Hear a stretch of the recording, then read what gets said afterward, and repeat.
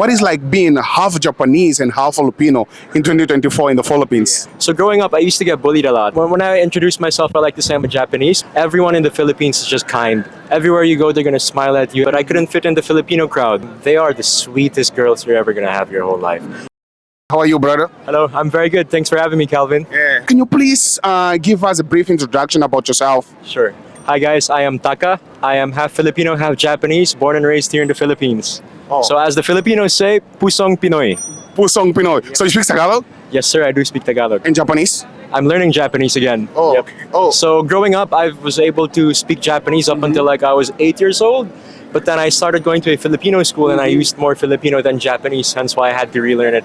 Go through all of these processes again. Oh, okay. Yeah. And what is like going to Filipino school, being half Japanese and being Filipino? I mean, half Filipino. Yeah. So funny you ask that because growing up, maybe not right now, but I used to look very much like a Japanese kid. I had a very, as they say, very sinkit eyes. I was a very like a white toned skin guy. So growing up, I used to get bullied a lot. I would bring chopsticks to school. I would, be as Japanese as I could, but I couldn't fit in the Filipino crowd. So that's why I got bullied. But when I turned older, my community became more foreign. So a lot of Australians, a lot of Chinese, a lot of Indians, a lot of Americans as well. So to an extent, there's a bit of a cultural diaspora right now for me that I'm experiencing, like a third generation syndrome is what I believe they call it. So yeah.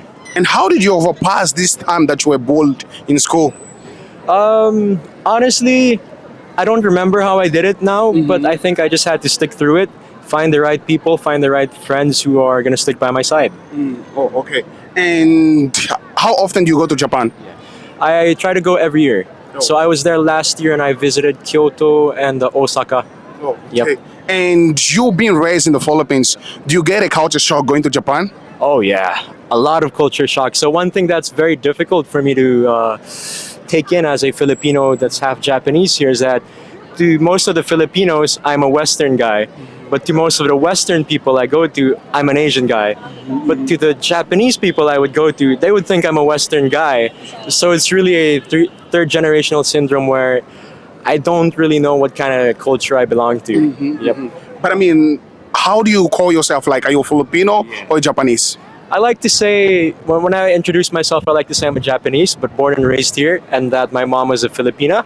So it kind of creates a nice conversation starter. So that's why I tend to go for that route instead. Okay. Yep. You did your college here or in Japan? I did it here. Yep. Oh, you did it here. So, and let me ask you, since like now you're older, right? What is like being half Japanese and half Filipino in 2024 in the Philippines? I think it's great. Apart from being able to have conversations to start with, I think this year, for me personally, my journey is to move back to Japan actually by the end of this year. And I want to document that process of mine, relearning this whole Japanese culture and bridging that gap between this cultural diaspora that I kind of have to deal with right now. So being Japanese Filipino in 2024, it's great. I mean, starting to meet more Japanese people. Shout out to you, Rio. Yet to meet you, but you're killing it, man. And yeah. You mentioned your mom is Filipina and your dad is from Japan. Yes, sir. So, I mean, what culture do you guys have at home since your parents are from different countries? Yeah, so growing up, my dad really enforced the Japanese culture. So we have to use chopsticks at home, speak as much Japanese as we can, take off your shoes, bow and be polite, those stuff. But my mom was pushing the idea of us speaking English and Filipino. So there was again a clash of ideas there. But it was very much living imagine if I'm a Filipino living in Japan. If I go back to the Japanese house, sure, I'll take off my shoes, I'll bow, I'll do all the mannerisms. But what I do, eat Filipino food, speak Filipino languages, speak and do all those Filipino things, which I've kind of just adapted over time. Oh, okay. So what do you love the most about the country? What do you love the most about the Philippines? Ooh, I think one thing that's a common denominator between myself and most of the people I met, I think it's just the people. The people here in the Philippines, it's exactly as what the best magazine says and those independent magazines says. Everyone in the Philippines is just kind. Everywhere you go, they're going to smile at you. Everywhere you go, they're going to greet you. Everywhere you go, they're going to want to help you too. And the beautiful thing is they help you more in a way that's catered to serving you than you serving them, which is fantastic, man. Like, you don't get that elsewhere. Yeah. Not even in Japan. I mean, how is, I mean, in Japan? I haven't been there. Yeah.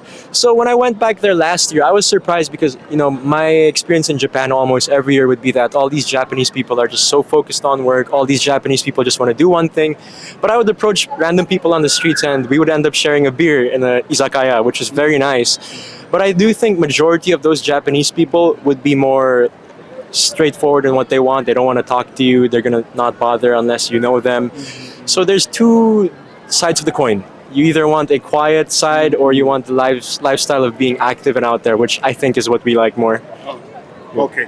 Since you have been to Japan last year, where do you see yourself living? Where do you see? I know you were raised here, but I think you kind of have an option. It's either you want to stay in the Philippines or going to Japan. Where do you see yourself living for? For long, or even to settle down. Where do you see yourself to settle down? That's a very good question, Calvin, and I've been thinking about that lately a lot. But I think this year I want to try and get a house in Japan, move back there, and then we're going to test the waters out maybe in the first year or so if I want to live there. But for now, one thing I want to say is that I want to live in Japan. I want to settle down there. I want to start a family there. But Philippines will always be my home. Since you have mentioned about wife, are you looking for a Japanese girlfriend or a Filipina, and then you're going to take her to Japan? Yeah. That's a really good question, I've dated a few Filipinas, and one thing I can say about all of them, they are the sweetest girls you're ever going to have your whole life. They're very caring, they're very concerned. All they want to do is be with you. Like, where do you find that, man? So sometimes, if I'm having a bad day and I go to bed, my late night thoughts would be, dang, my exes are really good. It happened to me as well, brother. But to answer your question, I think right now, since I'm trying to relearn the whole Japanese culture and start from zero, I think I tend to gravitate more to the Japanese culture and the Japanese looks. But I wouldn't say that my prospects for the Filipino women would be completely gone. So yeah, I'd date a Filipina, bring her to Japan if she wants to, or I could find a Japanese here, or vice versa. Oh, okay. So if you're single, let me know. I'm kidding. No. Please send your CV on the description below. I'm pretty sure they're gonna check it out. Oh, okay. So, bro, just before we go, right? As we know, like the economy here in the Philippines is kind of growing a lot. And do you think foreigners coming to the Philippines it kind of have an impact on it as well?